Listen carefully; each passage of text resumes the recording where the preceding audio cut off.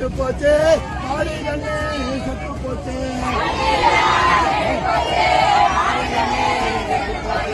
தண்ணி எல்லாம் கெட்டு போச்சு, மாடு கண்ணு செத்து போச்சு.